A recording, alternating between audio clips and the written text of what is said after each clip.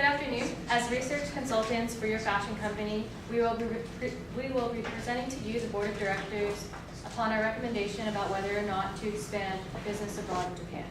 My name is Jana Suarez, and I will be covering the culture of Japan. With me, we have Ahmed Al-Jabr, who will present upon infrastructure, Katharina Weber, who will talk about the economy, Chinmay Okori, who will present on the Japanese marketplace, and Sochi Gonzalez, who will conclude with an explanation of business ownership. Again, my name is Jana, and I have experience living abroad in Japan, where I stayed with a host family for 1 month, and I learned a lot about Japanese culture and tradition. I will be covering Japanese culture, specifically the business culture, Harajuku, and Japanese customs and traditions. According to VentureJapan.com, in comparison to what is observed in the United States, Japanese business etiquette is not very different.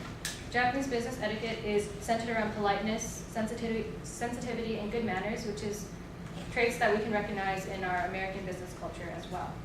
There are some major differences, one of them being the language. In the United States, English is what is spoken and is what is conducted during business meetings. And in Japan, the main language is Japanese. However, from personal experience, I also know that they do learn English in school, and so they can read and speak English, but it might not be as widespread as Japanese. So this is something that the board can consider to looking into prior to expanding abroad in Japan. According to VentureJapan.com, another business difference is that Japanese etiquette is sometimes considered more formal than American etiquette, and this can be seen in, for example, a business card exchange, where they highly value their business cards, and when they hand out business cards, they'll do it with 2 hands, handing to the person and then bowing slightly, and the recipient will also receive the business card with 2 hands. For American businessmen, American businesswomen, if you have a card that's in English and you go abroad in Japan, they expect you to have a Japanese translation on the back of your card. This is important because their main language is Japanese, so they want to be able to communicate properly and have all your contact information. Bowing is a traditional greeting in Japan, and according to eDiplomat.com, one may also shake hands with someone while bowing at the same time. And handshakes are performed a little bit differently, where they're softer gestures and there's minimal to no eye contact. According to eDiplomat.com, dress is considered modern and conservative, and this means that the dress code for men is dark suits from the cooler months, and then in the summertime where it's more hot and humid, they'll switch to a gray suit. That's to counteract the humidity and the sunlight. And the hair for men is generally kept short, although for presidents of fashion companies, they may wear their hair in a ponytail. According to VentureJapan.com, Japanese men do not relate very easily to American business women, and this is something that the board may also want to consider. However, the recommendation is for women to wear their hair shorter or tied back, and to wear pantsuits or longer skirt suits with seasonal colors. For Japanese women, they're very fashion conscious, and they like to wear branded outfits, so brands are very prominent in Japan. And most Japanese companies also do not allow females to wear jewelry or very short skirts and high heel shoes.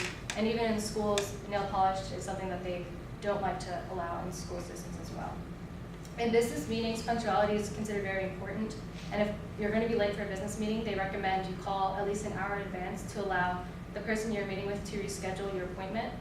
Additionally, they recommend arriving 10 minutes early when meeting, and also allowing more time if you plan to meet with senior executives. You should wait before seating yourself in a meeting room, because there is a Japanese tradition that dates back to the samurai era, where people that are meeting for a business, there's a specific side to where a party sits, and so that's something that's considered cultural. And taking good notes is considered an important part of Japanese etiquette as well, because it shows you're interested in what is being presented. So since you're the board of a fashion company, I thought it would be important to cover the Harajuku culture that is in Japan. According to TravelChannel.com, Harajuku culture began during the post-war Allied occupation of Japan, when American soldiers and civilians lived in the area. The Japanese youth began to experience a different Western culture, leading to fashion designers to emerge, calling themselves a Harajuku tribe. So these are some of the outfits that can be seen. It's also a type of street fashion as well, so they wear many different types of clothing, and the different outfits can be sent, they might have different stores that are catered to just one specific fashion style as well. According to the travelchannel.com, the Harajuku area is considered one of the world's fashion centers. And Omotesando, which is one of the main streets in the district, has many high-end fashion brands, and these are your brands such as Gucci, Louis Vuitton. And Takashita Street is known for gatherings by the youth, and this is on Sunday. They'll have kind of fashion festivals, and the youth will be dressed in Harajuku styles every Sunday. In addition to Harajuku, there are also additional traditional customs in Japan, such as Japanese gardens, which are just found out in the open areas of the cities. They idealize harmony, and they are centered around elements such as rocks, moss, and water, gravel, and bonsai trees. And this is part of their culture, and also it has like an aesthetic beauty part to it, as does the Japanese architecture, which is a style that's influenced by Buddhism and Shintoism, two of their major religions. And some of the other cultural traditions include the Japanese tea ceremony, which is a process preparing and offering guests tea, and it's a formal ritual as well. And it's also very meditative, and this is a very long process. It can take hours to do, and I actually was able to experience a small simulation of a tea ceremony, how it goes, and they explain the whole process about how you mix the tea for the recipient of the person. You actually exchange cups, so you're making tea for the person who you're handing it to. And when you receive the bowl that you're drinking from, you turn it in a certain way to observe the beauty of the bowl, because you may never see that specific cup again. So I thought that was very interesting. Because Japan is an island, the seafood is an important part of their cuisine, as is rice and vegetables. And tofu and sushi and sashimi are also pretty popular as well. According to mapsofworld.com, festivals such as the Cherry Blossom Festival in the spring, when the trees bloom and you can see the pink flowers, show the beauty of nature, and a lot of people will come to watch the cherry blossoms bloom and to take pictures. Other traditions include Japanese paintings and calligraphy, as well as printmaking and ikebana, which is the process of Japanese flower arranging. And these customs and traditions would align with the aesthetic appeal that your company has already established here in the United States. So you could build upon it if you were to expand in Japan. So now that I talked about Japanese business culture, Harajuku, and customs and traditions, where from a cultural analysis, it seems that it could be successful in expanding overseas, Ahmed will now talk about the infrastructure. Hello, my name is Ahmed Jabbar, and I'm a manager in a marketing company for 5 years.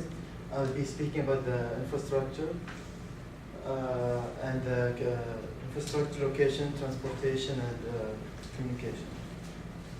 Japan is one of the highly most developed nations in the world. Its gross national product is the second best in the world, and Japan is a strong manufacturing country. Many cars and household appliances exported all over the country, like Sony, Honda, and Toyota. Japan gets a lot of natural disasters, so construction has to be good and strong to prevent the damage. Location. Japan is located in East Asia and is made up of 4,000 islands. Japan has 4 tectonic plates under it, so that causes a lot of natural disasters. So the construction really needs to be good, and they're forming new technology to prevent earthquakes, to get buildings to be damaged at all. Japan's closest neighbors are Korea, Russia, and China.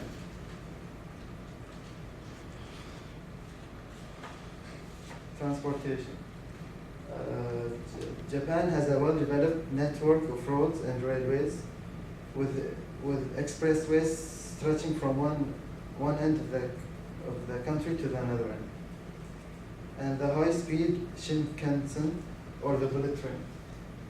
In large cities, there are well-developed public transportation systems such as buses, trains, and subways, because consumers use these more than cars. The bullet train is so fast that it goes 200 miles per hour, and it can be doubled to 400 miles per hour, but it's electronically limited to 200, so it's for the safety of the passengers. And in Japan, there is 120 airports, and the Hondono Airport, which is the main airport, is the busiest in Asia and the 4th busiest on the world. total railway is 27,000 kilometer long, and the roadway is 1.2 million kilometers long.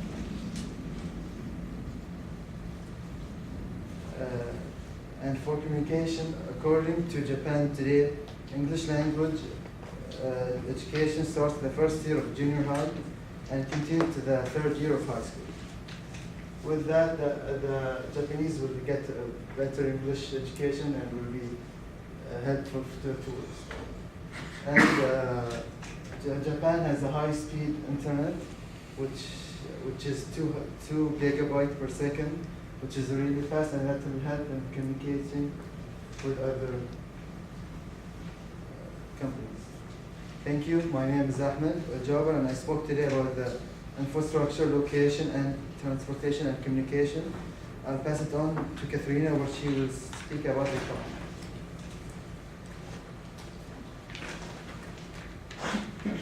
Hi, my name is Katharina, and I've been an economist for the past 5 years. And today I'll be talking about Japanese economy, specifically the GDP, income and standard of living, and how tourism affects the economy.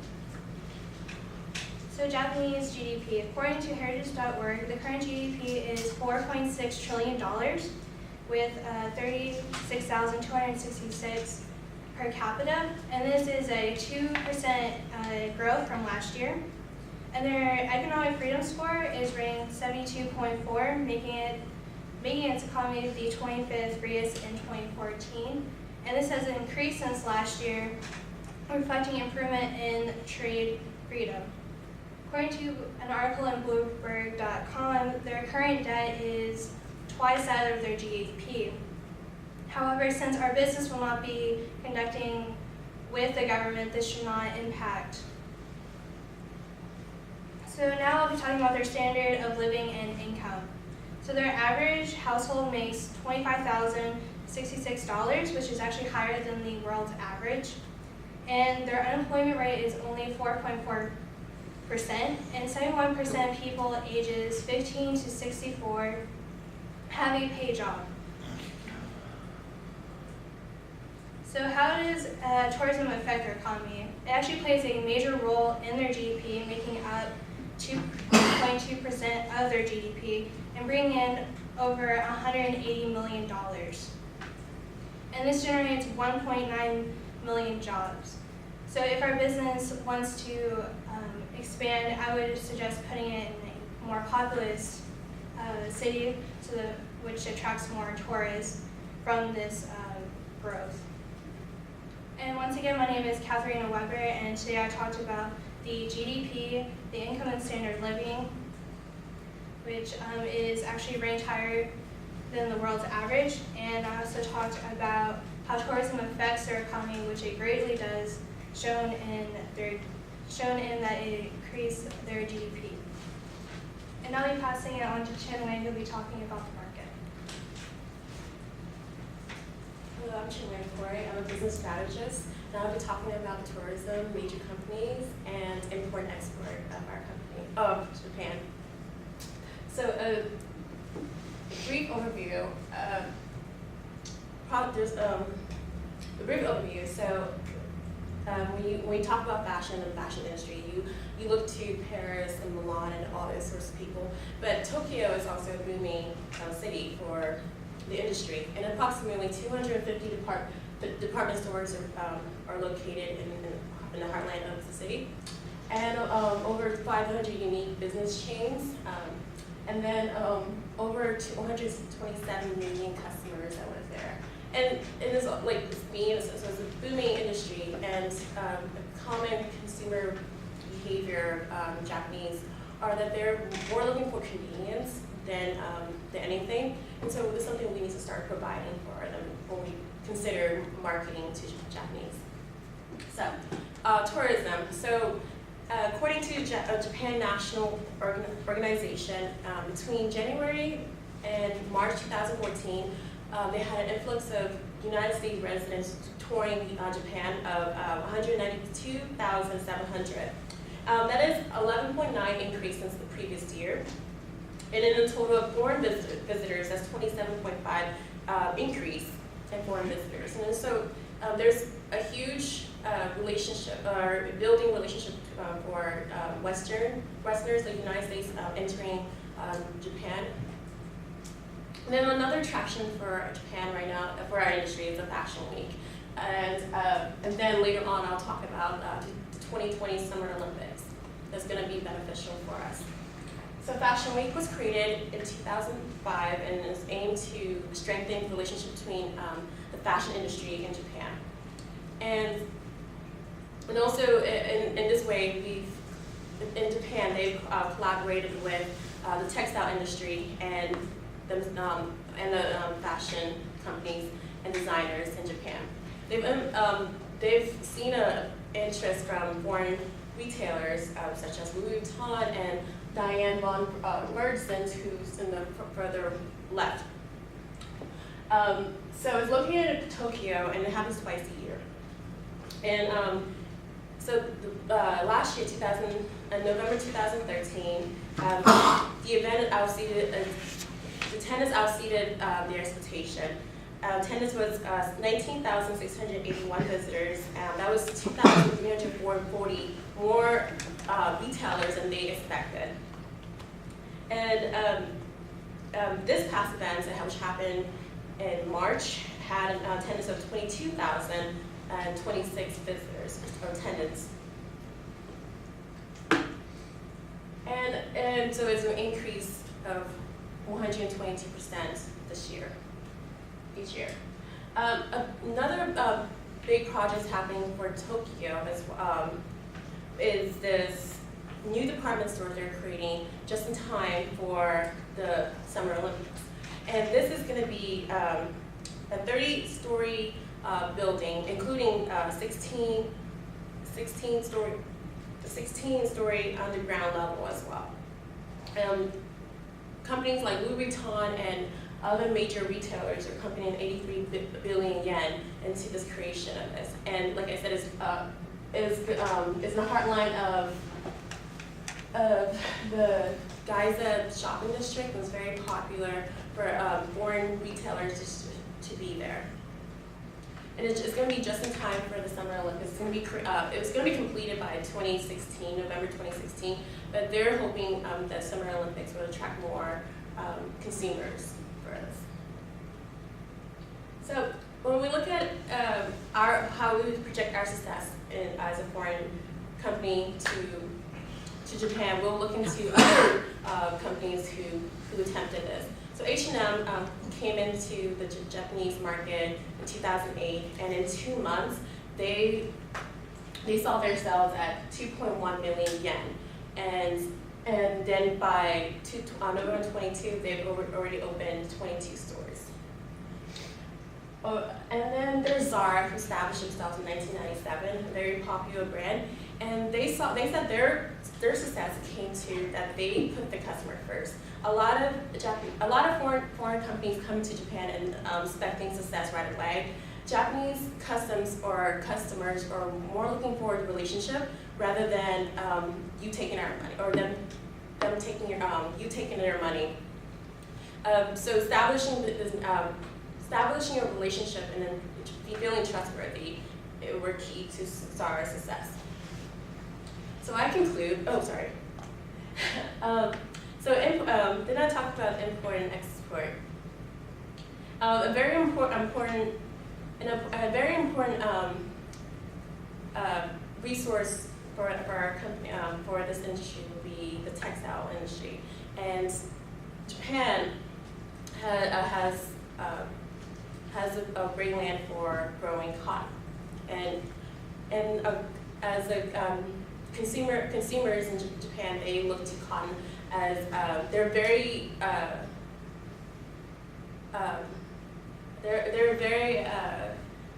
green. They're very green. So they relate that to wearing cotton, and so that's a very viable resource for us to continue making. When Japanese do purchase things from U.S. consumers, they look into the knitwears, basic T-shirts, and all that stuff. But quality is more important to these consumers than quantity.